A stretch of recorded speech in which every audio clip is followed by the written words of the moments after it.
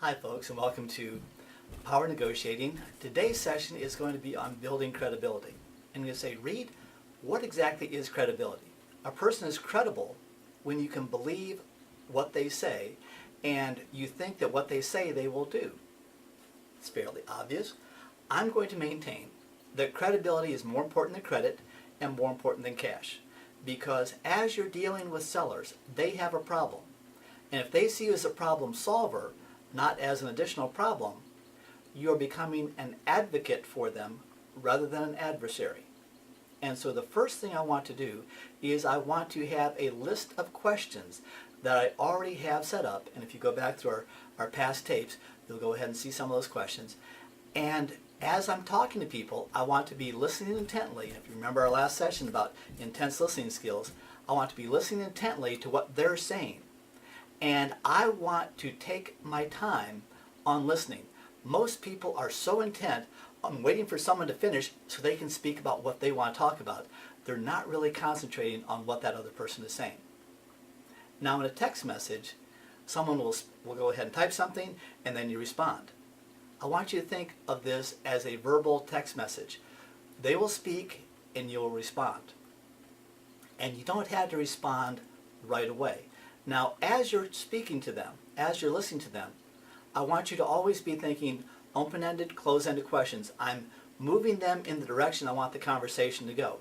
So part of building credibility is asking them these questions in the correct manner so that they think that you're really listening and that you're leading them to the direction that you want it to go so that you have a solution to their problem. Next step in credibility, your voice. As you're speaking to someone, enunciate and articulate each and every word. If you slur words like this and you really don't know what you're saying and you go ahead and drop words or you stutter, people will not think that you're intelligent.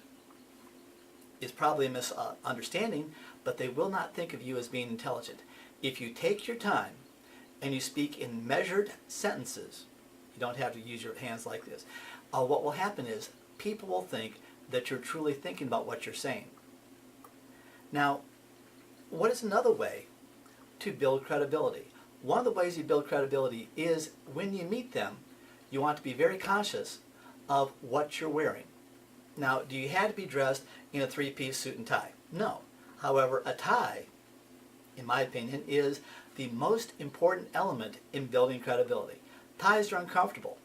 Ties are hot. Ties are something that you always get spilled soup on. However, if you wear a tie, you sound more intelligent, you look more intelligent, you look more professional. You have to wear a jacket? No. Can you? Yes. I would recommend for men, wear a tie. For women, wearing a lady's dress suit with a skirt and blouse and a business jacket looks wonderful. You want to look like someone that has the answers to their problems and someone that has the means to solve their problems. Another point, every time that you talk with someone, you want them to understand that you have the capacity to solve the problem.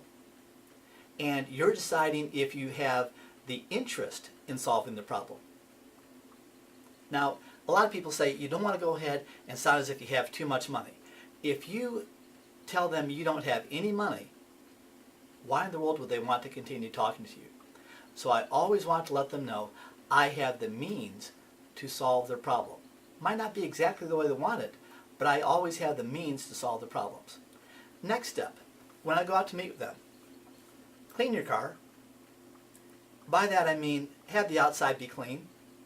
Inside, I want you to have this picked up. I don't want you to have 15 days worth of old clothes in the back seat. I don't want you to have bubblegum wrappers on the passenger seat. Even if they don't come over and look at your car, you want to make sure that if they ever see your car, it doesn't look bad. Now, do you have to have a brand new car? No. Whatever car you have, that's what you have. But have it look as nicely as you possibly can. Now, I used to own a dry cleaner, and so this next one is going to sound a little bit like I have a little bit of a bias. Pressure shirts. I remember one time I had a salesman come and try to present me with something, and his shirt was unpressed, it was wrinkled, he smelled like smoke. I didn't want to talk to him. Let's talk about smoking. If you smoke, don't while you're talking to someone. Even if they smoke, don't light up. If you have smoked, have some breath mints or some gum or some breath spray so you don't smell like smoke. Personally, I think that smoking is a terrible idea, but if you do, don't do it in front of them. Drinking, don't drink. You want to be a professional, and a professional does not drink in front of others. If they pull out a beer and say, would you like one? Say, thank you, I have to drive. Can't do that right now. I appreciate the offer. Always be polite, but don't drink in front of someone else. Also, if you're negotiating with someone, you don't want to negotiate while they're intoxicated. If they are intoxicated and you do a great deal, they could later claim that they did that after you got them drunk. So never go into a conversation where you're doing serious negotiating while they're drinking. You might want to have this be at another step. As you're talking to them,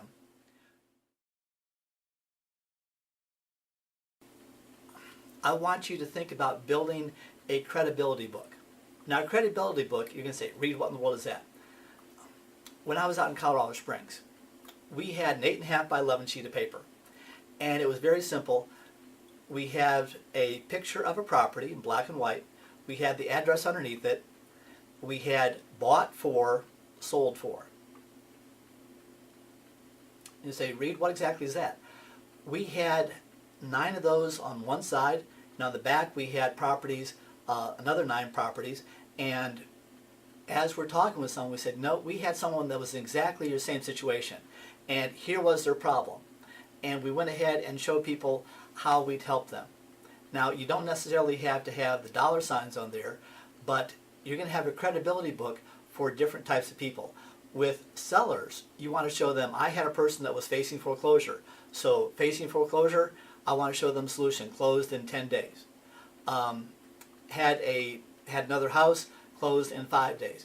You want to show them the solution. If you're talking to investors, here's where you want to show them what you bought it for, what you sold it for. And also with investors, you might want to have copies of the HUD-1 form that shows them, this is what we paid for the property, these are all the expenses, this is how much I netted.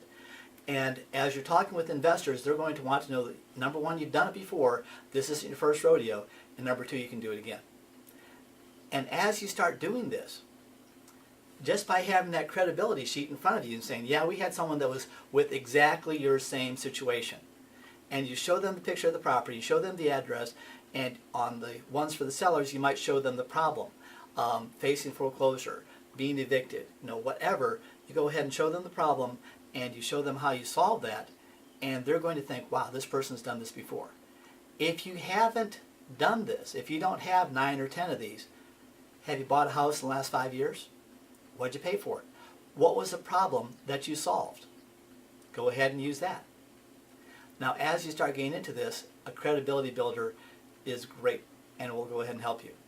Now, every time I help someone, I'm going to ask them for a favor. I'm going to say, Sam, I just wanted to go ahead and thank you for the opportunity to work with you. Let's go ahead and think about what we did. We went ahead and saved you from going into foreclosure, and we went ahead and saved your credit. I want to ask you a huge favor before we have this closing today. Would you mind if, just in your own words, you went ahead and wrote a little 1 paragraph, 2 paragraphs telling what you did? I'll go ahead and use your first name, your last initial, and the address of the property just to help other people solve the problems. Because if I helped you, and you believe that I helped you, and we've established that, I'd like to help other people too. Could you go ahead and help me with that? And if you ask it at the right time in the right manner, and keeping their anonymity in mind, what you'll find is people will be glad to help. Credibility is very important if you have testimonial letters from people that you've helped before, if you have referrals. I had a boss that was in Colorado Springs, Joe White. What he would do is he had these little postcards from people that he'd helped. And as someone came in, he had these postcards up